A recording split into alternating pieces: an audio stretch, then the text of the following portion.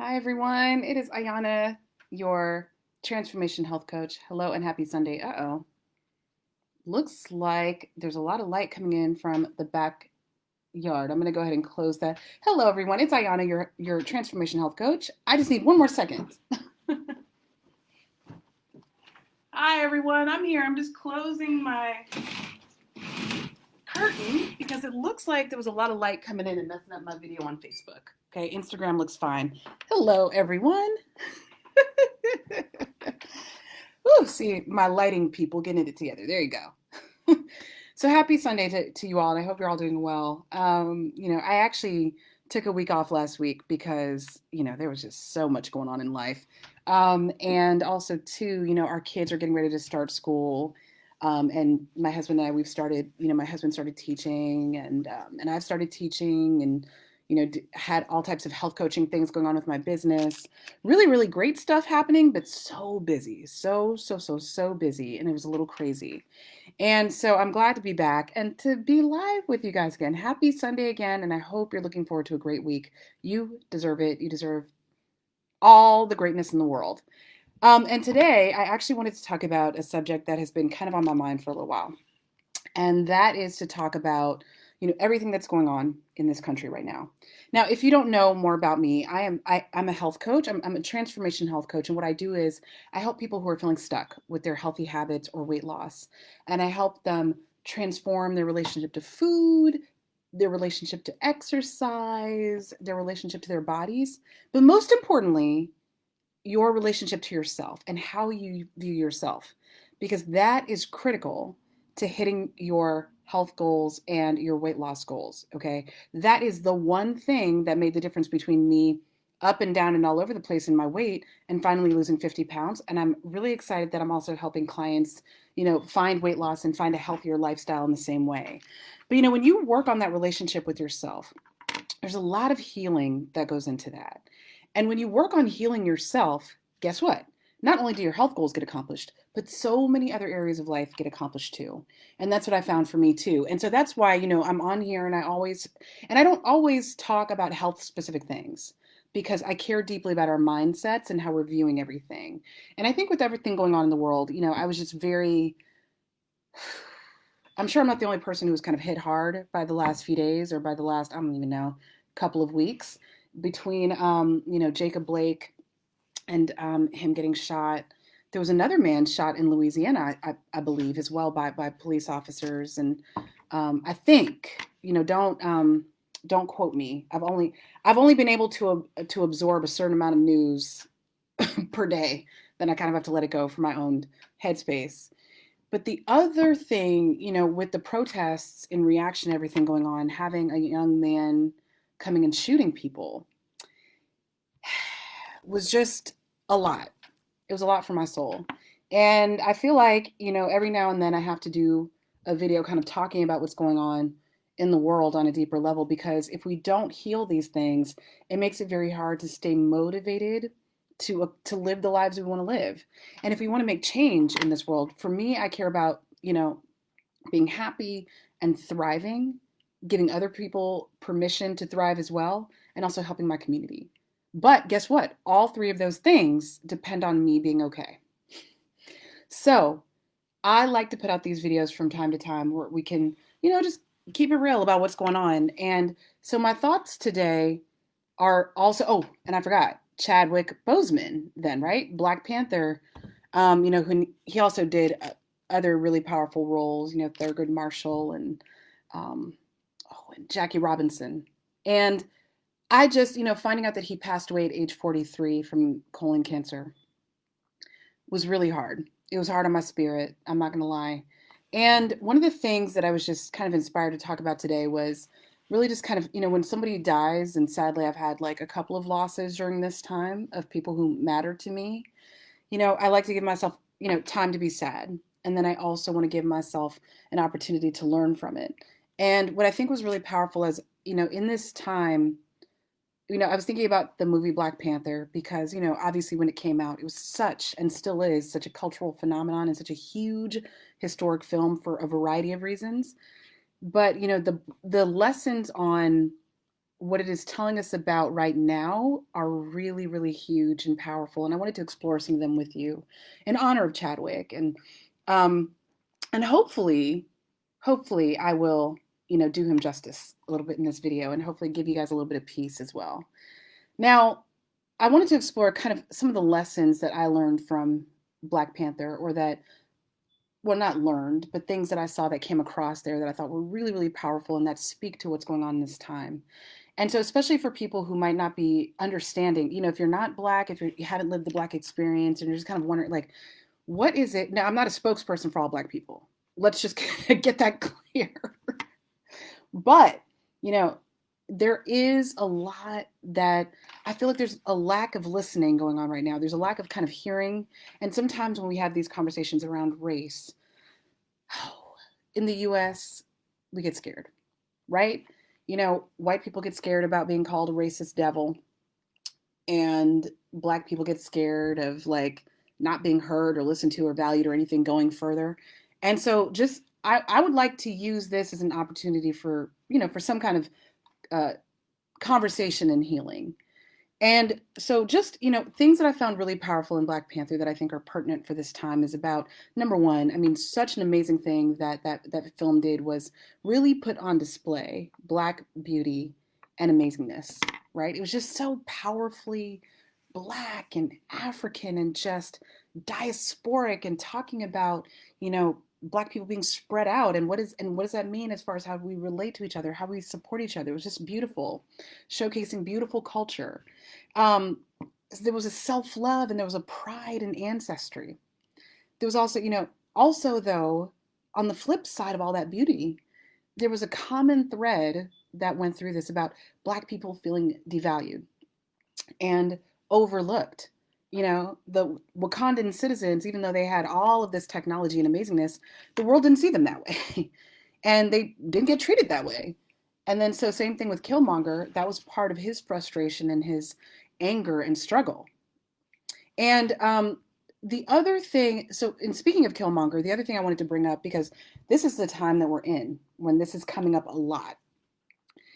Black anger seems to be a theme that I'm hearing about repeated over and over and over again. Whether it is, in shout out to any Republican people out there who aren't thinking this way. But when you watch certain things on the Republican National Convention, and a lot of it is fear-based about angry mobs and violence, sadly, what tends to happen is, they weren't outwardly saying Black people or Latino people or brown people or Muslims or Arabs. But sadly, what happens is that when we close our eyes and we tend to picture the criminal, the image that comes to mind is often Black or brown. And so we have to have this conversation, because right now there's a lot of fear that is being perpetuated and talked about. And when it comes to what I loved about Black Panther was that Killmonger was the villain, quote unquote, but he really was a victim of his circumstances. He was someone who's been through so much trauma, and his anger and his rage were all real and deep and necessary. And so sometimes we have a tendency to overlook the pain that is underneath the anger.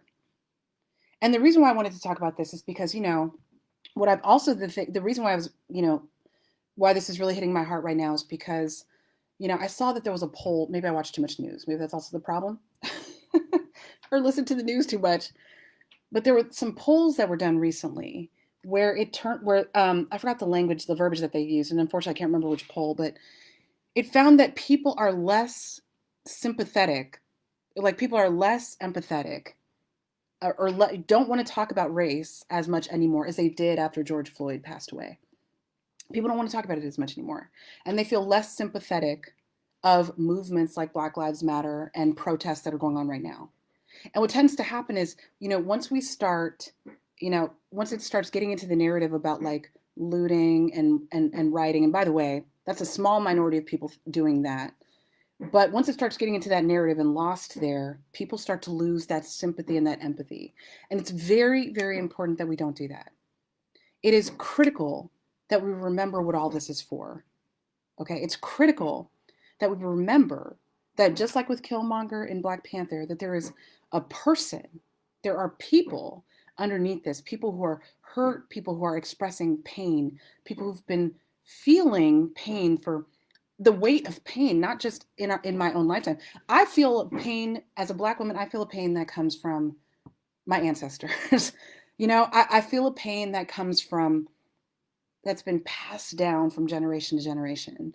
And watching my people be oppressed and deal with injustice just time after time after time after time. And so it's a deeper pain that we're dealing with. Now, I have my own pain of things that I've witnessed in my own life as well, too, that I've been through, okay, related around race. But especially, there's also this deeper just, and sometimes it feels like a weight that's just on top of you. And when it just feels like, people start to feel helpless. And so what we've witnessed right now is that there's a change in the narrative. They're starting, and also too, like people who know me personally know I'm not a huge fan of Trump. Okay, I'll put that out there. And the reason for that is because, like for me, with every human being, I believe that every human being has a story. I believe that we are the way that we were brought up. I believe that Trump probably, was raised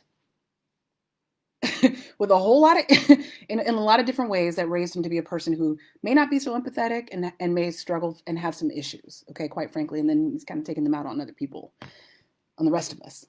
But what happened at the RNC was that there was a lot of fear mongering instead of empathy, instead of trying to peel back the onion and figure out what is the cause of so much anger and pain.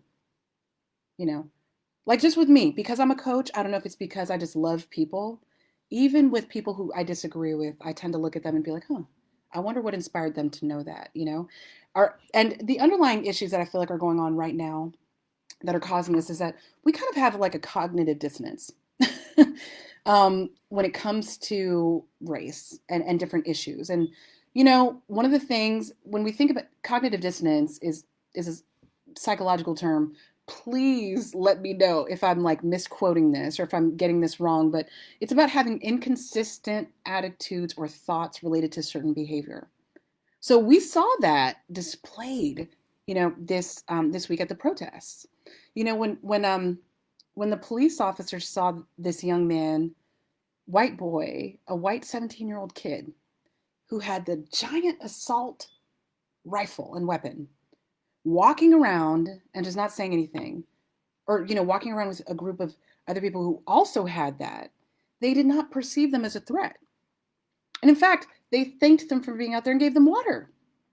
However, Black people all the time, are viewed as threats for running away, for walking away, for trying to get away from the police officers. It's not a question of like right or wrong. It's a question of how we perceive people, right? So with the Jacob Blake situation, I don't know all the details of what happened before, but I do know that he was walking away, not posing a direct lethal threat. And we've seen that there have been numerous examples of white people who were posing lethal threats to police officers who weren't shot, where people exercised restraint. And what tends to happen is when you see someone like that you feel like is like you, it's easier to humanize them. And in this country, part of what has happened is we've been taught that, like, the US is an exceptionally brilliant, amazing, no mistakes making country.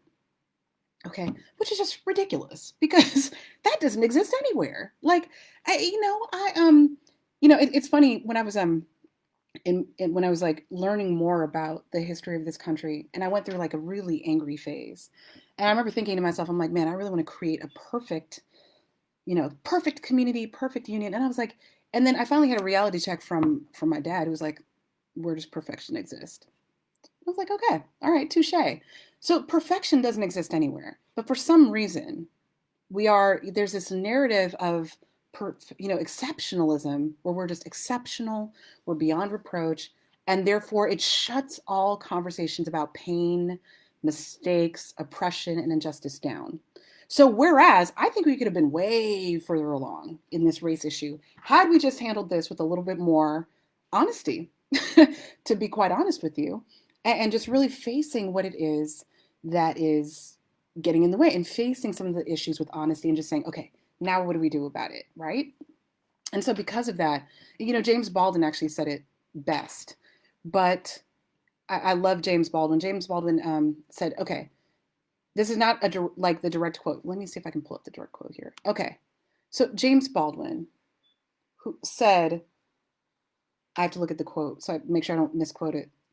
I love America more than any other country in this world. And it is exactly for this reason that I insist on the right to criticize her perpetually. So I love America. And it's for that reason that I insist on the right to criticize her. Because if you like, patriots are people who believe that this could be something better than what it is. Patriots are people who feel like, hey, it's not perfect, and here's what we can do about it, right? And instead of it being viewed as like the protesting is like, okay, things need to be better. What can we do about that? What is this exposing about us?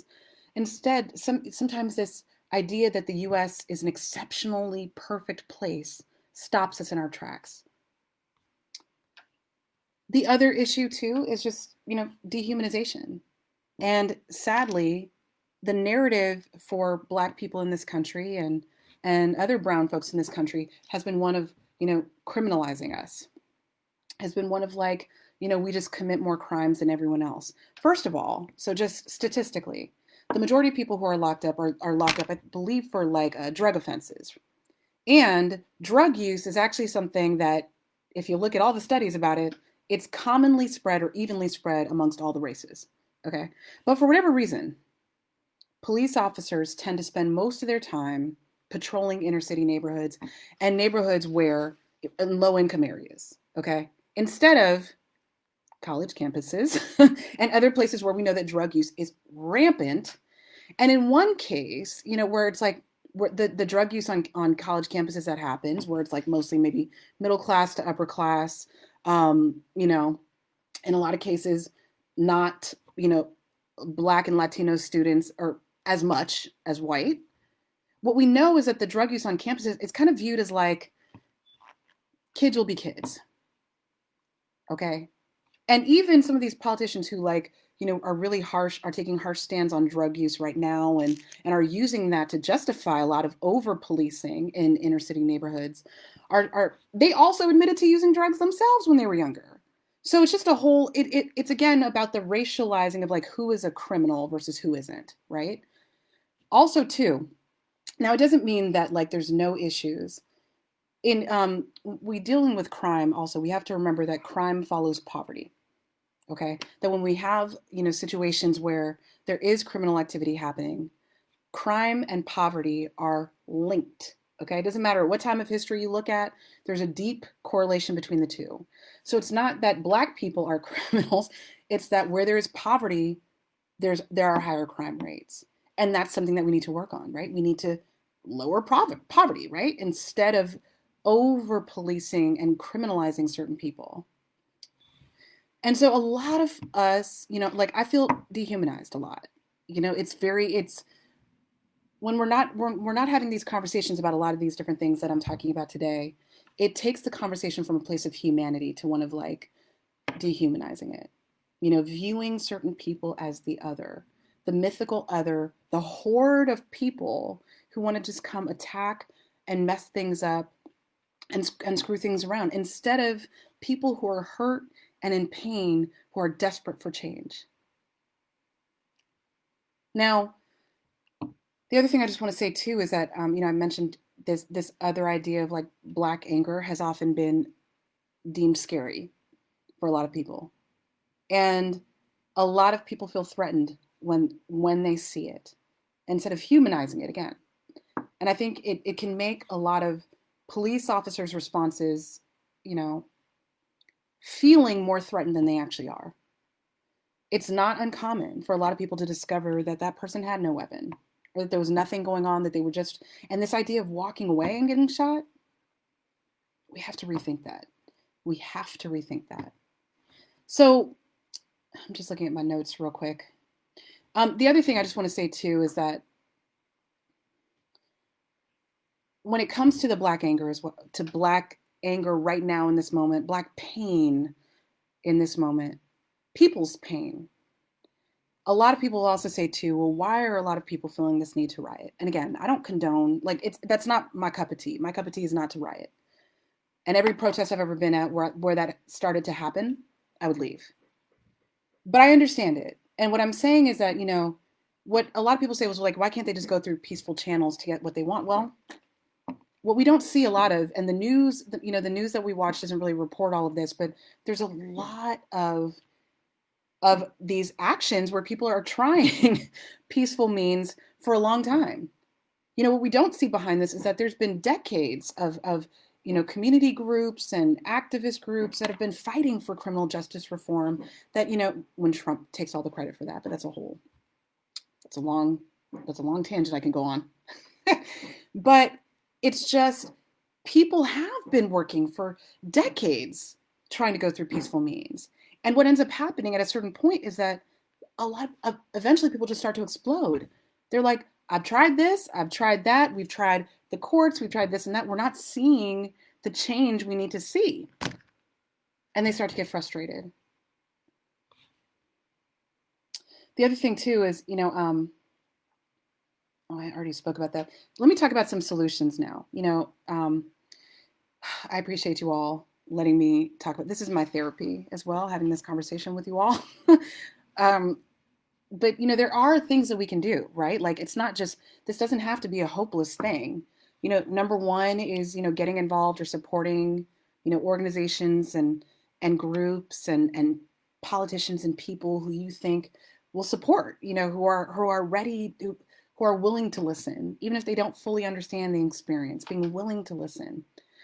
And along with that, radical honesty is everything and so important.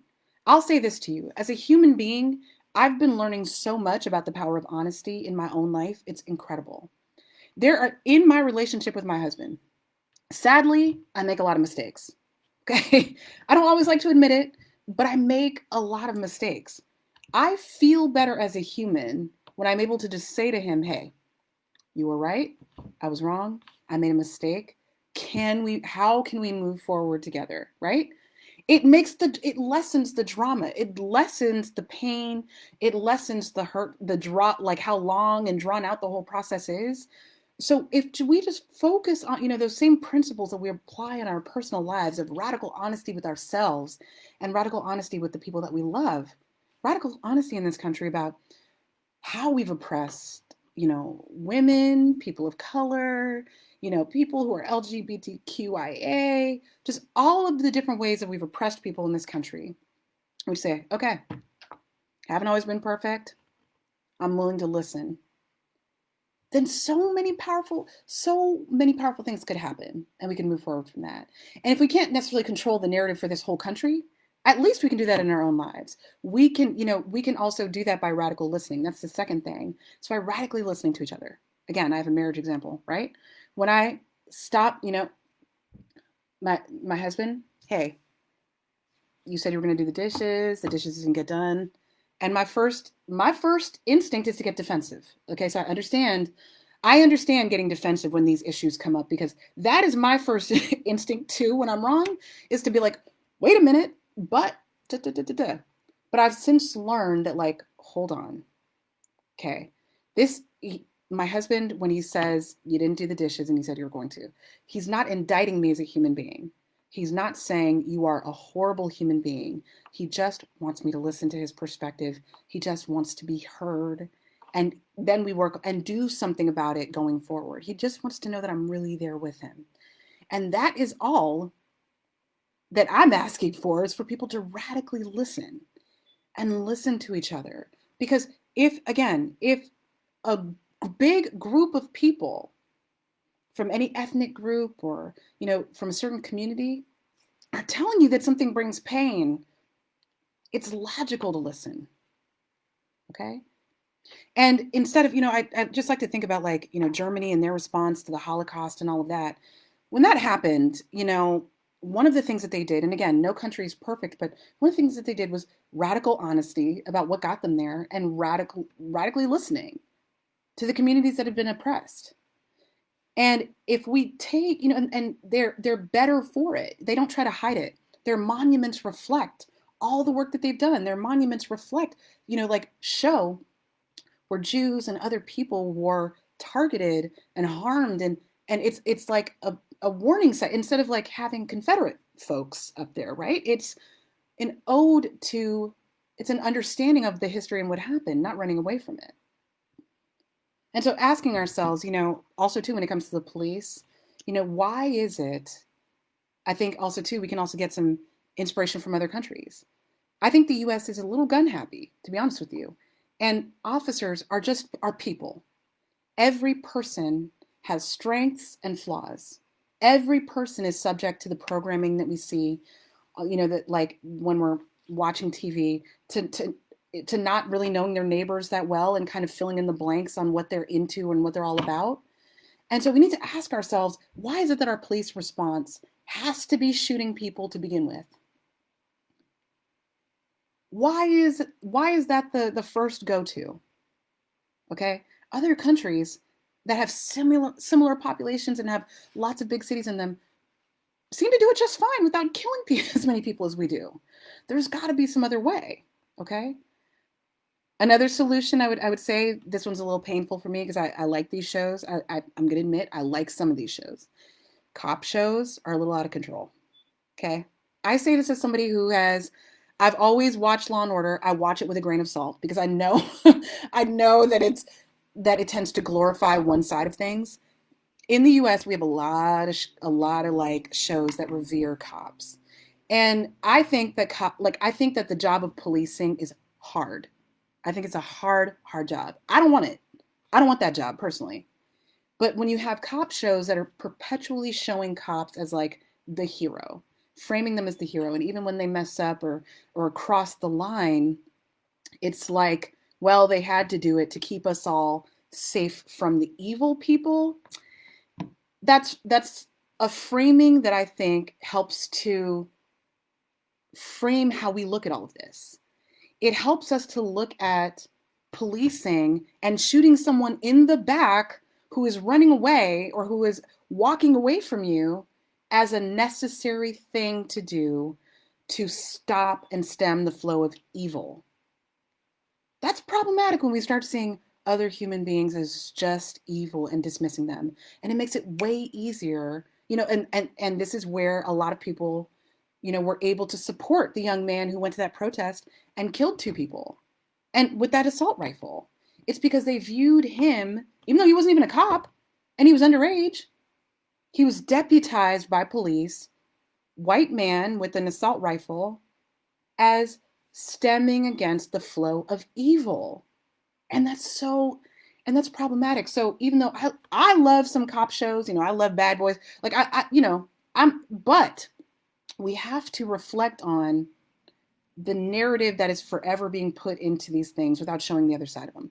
Very few shows anymore. And I think actually there was a conversation about this. There used to be shows that showed the other side, that showed like the criminal defense attorneys. I'm a Perry Mason fan myself. But, where it's like if you only have that one narrative of cops are forever trying to stop the flow of evil, then it makes sense that when you see things like this in real life, that you have that view, and we have to check that. Oh, thank you. Thanks. I see your love on Instagram. Thank you. And then finally, just remembering we're all human beings. We're all human beings, and cops, police officers who have a hard job to do, they are people. We're all subject to conditioning. We are all subject to conditioning, and we've all been conditioned by, as I said before, this idea that the US is exceptional, that there's nothing wrong with it, that there's no flaws. If you can make it here, you can make it anywhere. That's not everyone's experience. And if you notice, a lot of the people of color who've made it to high places, a lot of them are considered the exceptions in their communities. We have to use our radical honesty and our radical listening just really hear what some of the problems might be so that we can make change. Otherwise, these types of stories are going to keep going on and on and on forever. And I'm sick and tired of it. Okay. And same thing with humanizing folks. Just remembering too, Black people. I don't know what happened with Jacob Blake before the video came on. I don't know what their interaction was, but it shouldn't be that when white people make mistakes or they do things that are considered dangerous, that they're given the benefit of the doubt and Black people aren't. Okay. It should not be that way. We have to really check ourselves and figure out what is going on underneath all of that. Oh, goodness. And I love and appreciate you guys. I've talked for 30 solid minutes. And if you hung in there with me, thank you. I just feel like I needed that therapy, and I hope that that helped a little bit too. This is not a hopeless situation. There are things that we can do about it, but we have to we just have to be honest and truthful about what it is that is going on underneath the surface in this country so that we can move forward. All right. I love you all. And with that said, I hope you have a wonderful, wonderful week. You deserve to take care of yourselves. And again, remember, talk about these things. If you want to set up a free session with me to talk about this, to talk about your health goals, talk about your life goals, or just anything, any place where you're feeling stuck, let me know. I would love to support you in this crazy time. We need each other. Oh, and I forgot there's a pandemic going on. We need each other right now more than ever. Okay. And I got your back. All right, guys. Bye, Facebook.